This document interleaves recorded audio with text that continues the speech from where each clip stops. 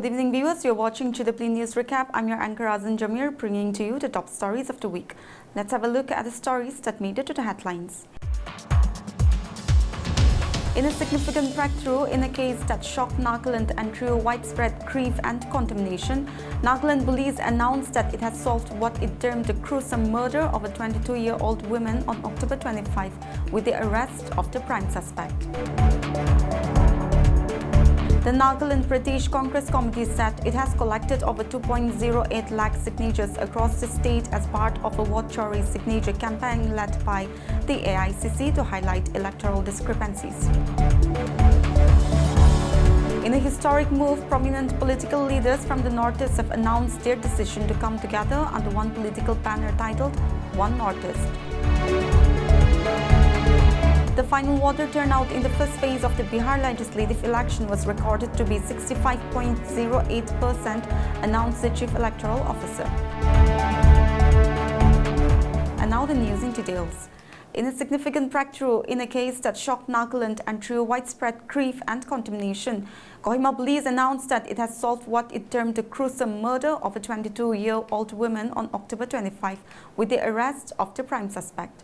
Following an investigation by the Special Investigation Team constituted on October 26, the accused, identified as Samuel Zhao, 31, was arrested on November 4. The accused, reportedly the adoptive son of the victim's aunt, has confessed to the crime and is currently in police custody, Kohima police said during a press conference held at the Superintendent of Police Office, Kohima. SP Kroti Retso said that the accused, who had been adopted into the family by one of the victim's aunt, admitted to striking his niece with a piece of firewood after she did not respond when asked to make tea. The blow caused a severe head injury and, according to his statement, he later covered her head with a sweater, leading to suffocation. The post-mortem report confirmed injuries consistent with a blunt object but ruled out strangulation or sexual assault. After the assault, police said the accused attempted to conceal the crime, removing the SIM card from the victim's phone, smashing the device and disposing of it along with blood-stained items in nearby drains and waste bins. The next morning, on October 25, at around 7:45 a.m., police were informed of the incident and reached the scene shortly. After 8:20 a.m., forensic samples collected from the scene have been sent to the Forensic Science Laboratory, Guwahati, and results are awaited. Police said the accused's arrest was the result of painstaking investigation and coordination by the SIT. The investigation is not over yet. We assure the public that no stone will be left unturned, the SP told community members who gathered at the North Police Station on November 5 seeking updates on the case.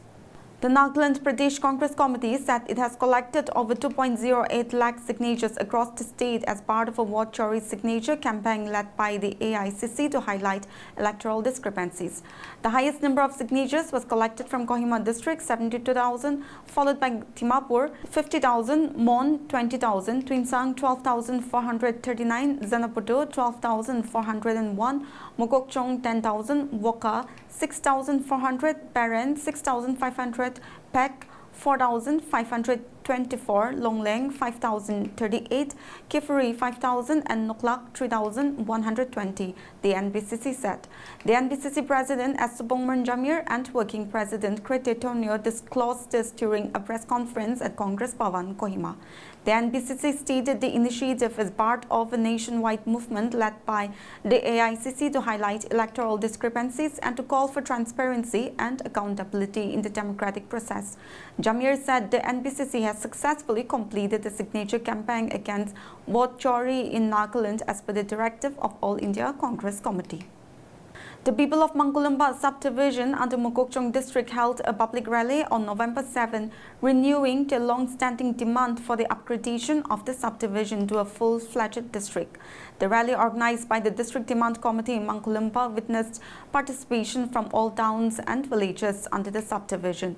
It concluded with a silent procession and submission of a memorandum addressed to Chief Minister Manipur through the Additional Deputy Commissioner Mangkolemba. The DDCM, representing the three ranges of Changpatkong, Chapukong and Sirangkong, stated that Mangkolemba is one of the oldest and biggest subdivisions in Nagaland, covering almost half of Mokokchung district, measuring up to 817 square kilometers. The DDCM noted that Mangkolemba was first established as a circle office in 1961 and subsequently upgraded to ESC, SDOC and DC headquarters in 1967, 1980 and 1991 respectively. The committee argued that the vast geographical area, difficult terrain and proximity to the Assam border necessitate an independent district administration. It also cited poor road connectivity, lack of proper infrastructure and limited implementation of government schemes as major challenges, resulting in a very low human development index. The DDCM highlighted the region's agricultural, horticultural and mineral potential, asserting that a separate district will enable full exploitation of resources for public benefit. According to the memorandum, Mangkolemba subdivision covers 45 recognized villages, 9 villages belonging to other Naga community or tribe, 4 administrative blocks and 42 functioning government offices. The central government has firmly ruled out the demand by Kukis or groups for a separate union territory in Manipur. This significant announcement comes after a two-day meeting held in New Delhi involving officials from the Ministry of Home Affairs and representatives of the Kuki National Organization and United People's Front. These two bodies are major umbrella organizations for Kuki insurgent groups currently operating under a suspension of operation agreement with the government. During the discussions, A.K. Mishra, the MHA advisor of the Northeast, reiterated the government of India's stance. He clarified that whilst the government is sensitive to the concerns and plight of the Kuki-Zor community, its current policy framework does not support the creation of new union territories. Mishra also emphasized the critical need for consultations and dialogue with other ethnic communities residing in Manipur. This meeting marked the first formal occasions where the political demands of the Kuki-Zor communities were formally discussed at the central level, culminating in the center's clear rejection of the separate administrative unit proposal. In a historic move, prominent political leaders from the Northeast have announced their decision to come together under one political banner titled One Northeast. The leaders declared that their respective parties would merge to form a single political entity that represents the collective aspirations of the people of the region.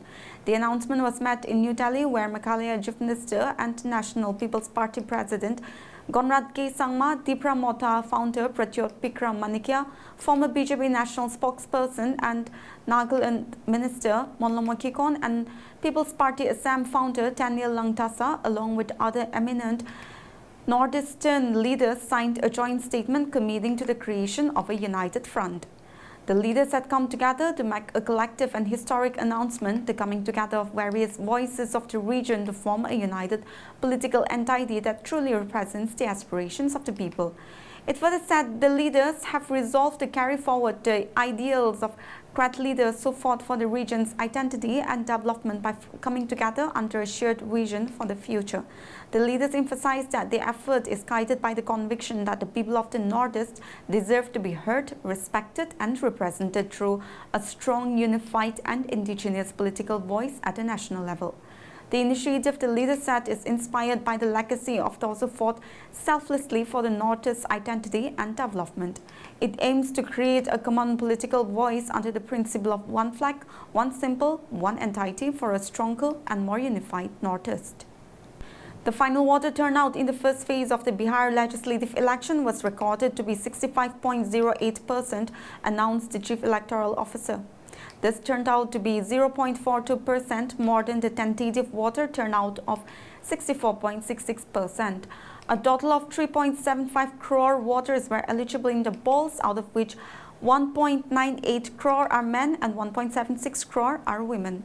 Women had a significantly larger turnout across 45,341 polling stations in the first phase.